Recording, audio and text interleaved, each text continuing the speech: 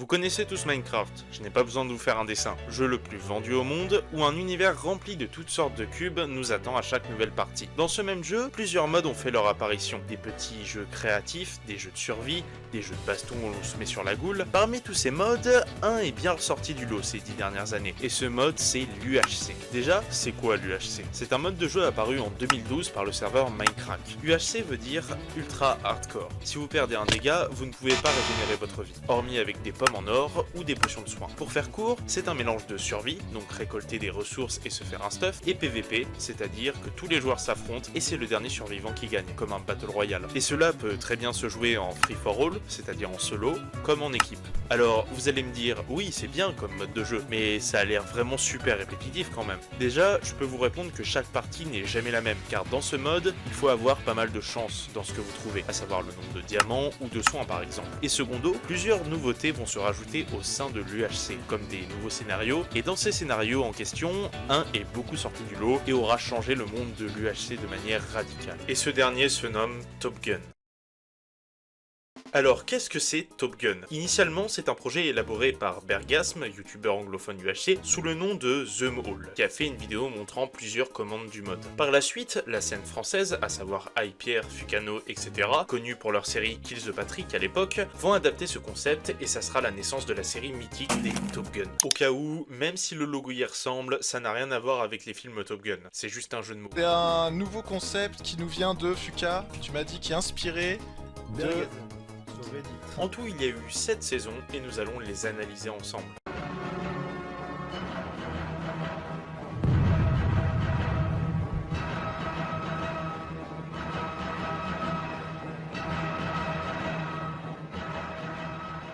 La première saison de Top Gun sort à partir du 7 février 2015. Ça fait 10 ans que c'est sorti, je peux vous dire que ça fait un coup de vieux. 20 joueurs seront de la partie, répartis en 4 équipes de 5, et on peut dire que c'était la réunion de grands youtubeurs car on pouvait y retrouver NewTiteuf, Zerator ou encore MrBboy45. L'ordre de diffusion est un épisode tous les 2 jours à 17h. Je pense que l'horaire a été bien choisi car c'était l'heure où tout le monde finissait l'école et pouvait ainsi regarder pendant le goûter. Au bout de la 20e minute de jeu, une taupe est annoncée dans chaque équipe. Pour savoir si on l'est ou non, c'est très simple, un message est indiqué dans le chat. Le rôle de la taupe est d'éliminer ses adversaires et de rejoindre les taupes des autres équipes. Mettez-vous à l'idée que c'est comme dans Among Us, vous devez débusquer les traites pendant votre partie, sauf que celle-ci dure 1 à 2 heures.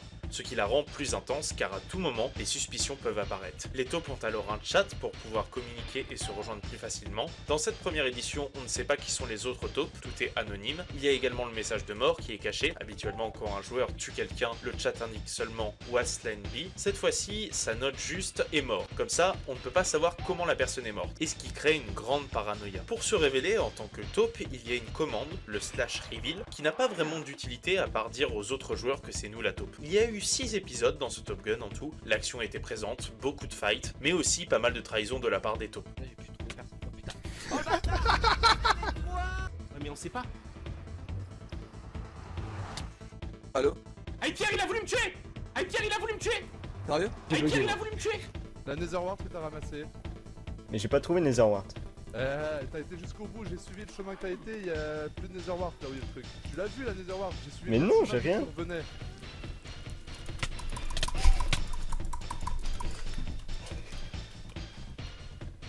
Oh putain. Les mecs! Allez, viens là. Les mecs! Les mecs! Les mecs! La partie s'est finie par une victoire des taupes qui ont réussi à se réunir à la fin en achevant le dernier survivant, MrBboy45.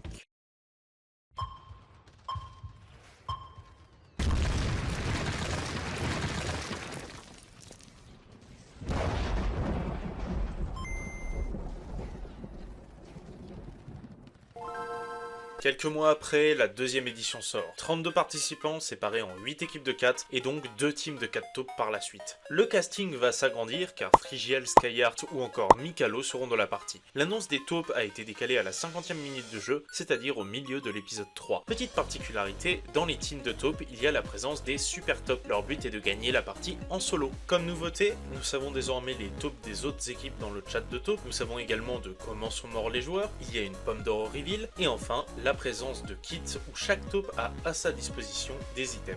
Chaque kit est donné aléatoirement à chacune d'entre elles. Il y a 4 kits en tout, le kit Blaze avec 3 œufs de Blaze et un livre Flame 1 pour les arcs. Malheureusement dans cette édition il était buggé et on ne pouvait pas s'en servir. Le kit potion avec une potion de dégâts, une potion de poison et une potion de faiblesse. Le kit aérien avec 16 Underpearl, un livre Feather Falling 4 et une épée en fer Knockback 2. Et le kit TNT avec 16 TNT et des œufs Creeper. Nous les obtenons en effectuant la commande /claim. Et justement il y a eu un problème avec cette commande qui a ruiné la game de certaines taupes. Comme je vous l'ai dit, on est d'accord, quand on est taupe et qu'on fait /claim, on a le kit qui drop. Mais si nous ne sommes pas taupe et qu'on tape cette commande, que se passe-t-il? Eh bien, un message apparaît en disant que cette commande est réservée aux taupes. C'est ce que le joueur Unster Bleacher s'est demandé et il a questionné toute son équipe avec ce procédé. NC, tu me donnes, on compte pas les espaces, tu me donnes la 5ème lettre, toi NC. Sauf que le problème avec cette technique, c'est que la taupe se fait cramer très facilement et ce n'est pas super fair play. Et forcément, il se passe ça. Butez Darwin! Ça n'a pas été la seule team à avoir eu ce problème, notamment la team Bleu Clair avec Ichizu qui s'est fait également avoir de la même manière. Hormis ce problème qui sera corrigé dès la prochaine saison, les kits de taupes sont vraiment très utiles et permettent un carnage assuré. Pas mal de taupes ont agi contre leur équipe, ce qui va donner une saison vraiment très spectaculaire. Mec, j'ai peur, même si t'étais mort. Sérieux? C'est Nerfs!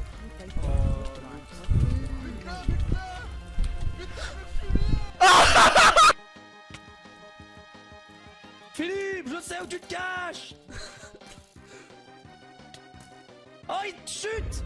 Oh, merde.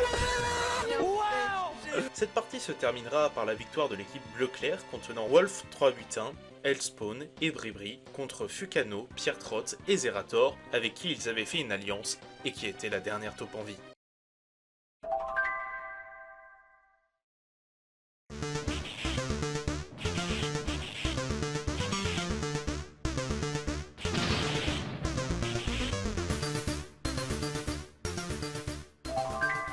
Les saisons continuent de s'enchaîner et on a ici le plus gros roster tout Top Gun confondu. 36 joueurs répartis en 6 équipes de 6 et dont 2 taupes par équipe, ce qui fait 3 équipes de 4 taupes. On y retrouve une équipe complète des membres de l'Alliance Rumbo qui venaient à peine de débuter Minecraft à ce moment-là. Plusieurs stratégies vont alors commencer à se mettre en place. Des joueurs vont se séparer de leur équipe et jouer solo. Et ça va porter ses fruits car ces joueurs en question qui se sont séparés seront les taupes. 3, 2, 1. J'ai une petite potion en plus. Je vais être la taupe, s'il vous plaît. S'il vous plaît, s'il vous plaît, s'il vous plaît, laissez-moi être la taupe. Les fights s'enchaînaient d'épisode en épisode, une team de taupes réalisait beaucoup de kills d'équipe, il y avait aussi la team Gold rôdant autour du 0-0 et qui faisait un massacre, et justement la finale se déroulait entre la team de taupes restante et Fukano contre la team Gold, contenant Skyhearts, Chelsea, Aznet et Nems. Et c'est cette dernière qui fut victorieuse de ce combat.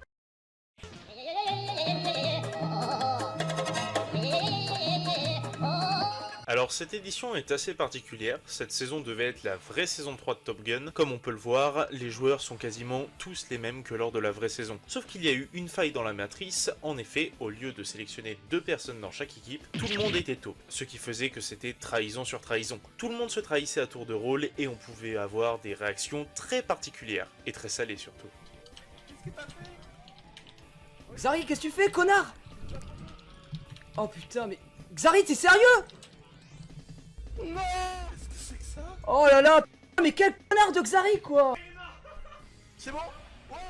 Mais pourquoi t'as fait ça? J'ai pas fait exprès, je voulais m'aider! Mais t'es complètement con! Étant donné que la saison allait être faite, les participants ont continué à jouer pour le fun. Alors, je vous ai peut-être un peu menti car il y avait des joueurs pas taupes. C'était le cas de Skyheart et Mikalo qui ne l'ont pas été suite à un autre bug. Oui, vous devez être perdu, c'est normal, cette saison était incompréhensible. La partie s'est justement terminée avec une victoire de Skyheart et Mikalo face à Mr. B-Boy 45.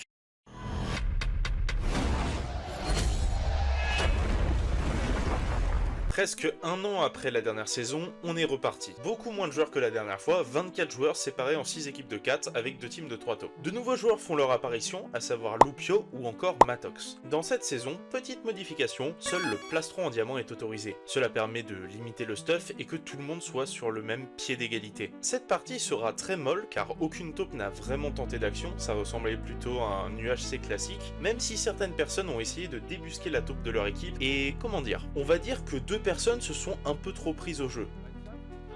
Tue-le, c'est la taupe, je te jure, c'est la taupe. Tout ce que tu veux. Dude, vraiment. Mec, arrête, mais stop. Tu vas tuer. Mec. Mais mec, j'aurais riposté si c'était moi. Mais il est trop con. T'es salé de ouf, Howard. Oh putain, Ah ouais, comment ça il m'a mais ça c'est insulté le fils de pute, toi. Eux, vous voyez, c'est Mister Daoui et Nems, participant depuis la première saison, et on va dire que c'était un peu des grandes gueules. L'extrait que je vous ai montré, c'est parti assez loin en réalité. De là à en faire des tweets visés sur X, c'était la réelle première fois qu'une embrouille publique avait lieu lors de ces parties, et ce fut un choc pour toute la communauté. Hormis ce petit incident, il y a eu beaucoup de fights, notamment le fight de Fukano et Zerator contre la team d'Aipierre. J'ai eu une pierre. À moi les pouces rouges. À moi les pouces rouges. Et cette partie se finira sur leur victoire contre la team Orange, contenant As de Pique et Matox.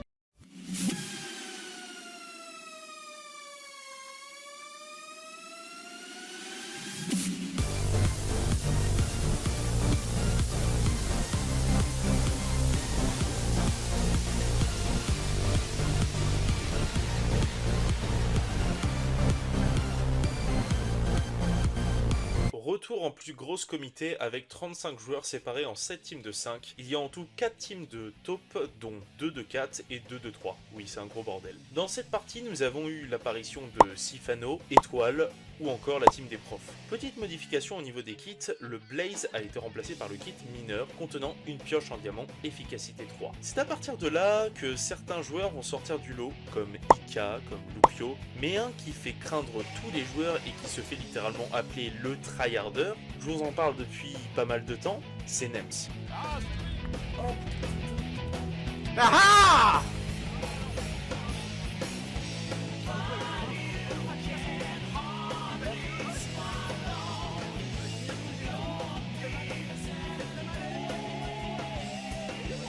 Ils sont tous potions. Vas-y, défonce-le. Vas-y, surprise. Tellement fort qu'il se fait mentionner par chaque team. Le prof, c'était pas très mal à manger une pomme maintenant. Si, parce que je suis pas un très bon joueur et Nems il m'a dit quand t'es pas très bon, il faut que tu maximises tes points, surtout avant, parce que moi je risque de mourir en PvE. Après avoir fait une belle game néanmoins, il se fera tuer par Lupio pendant qu'il laguait après un fight sanguinaire. Dans cette partie, 3 teams de taupes sont parvenus à se rejoindre et certaines ont réussi à tenter des actions mémorables. La game se finira avec un duel entre Skyheart et Lupio. Étant donné que Lupio avait récupéré le stuff OP de Nems, il n'a pas voulu ruiner la partie des autres joueurs et a donc été fair play. Sa bonté l'aura fait gagner.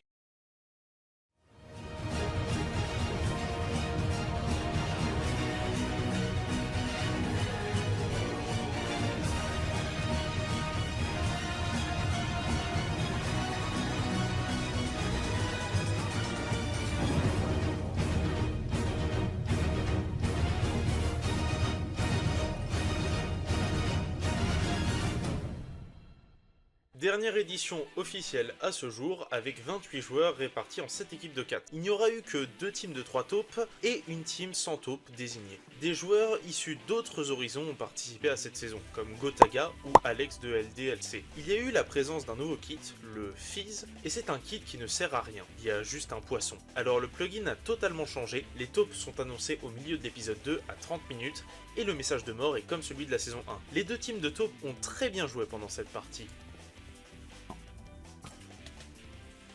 Enfoiré, je le savais. Non. Toi, t'as attaqué. Salut.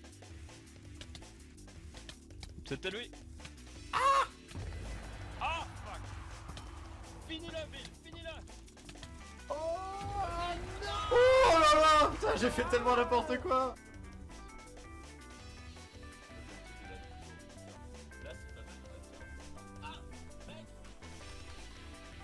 Tiens.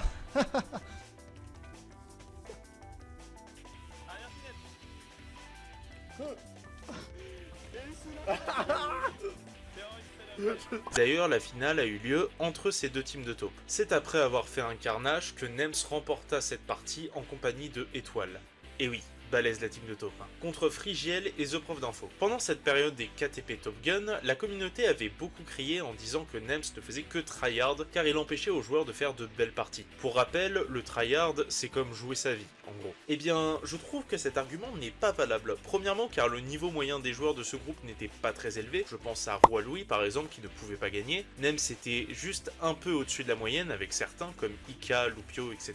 Et deuxièmement, il faut savoir que Nems pendant ses records donnait pas mal de stuff aux joueurs pour que tout le monde puisse s'amuser convenablement.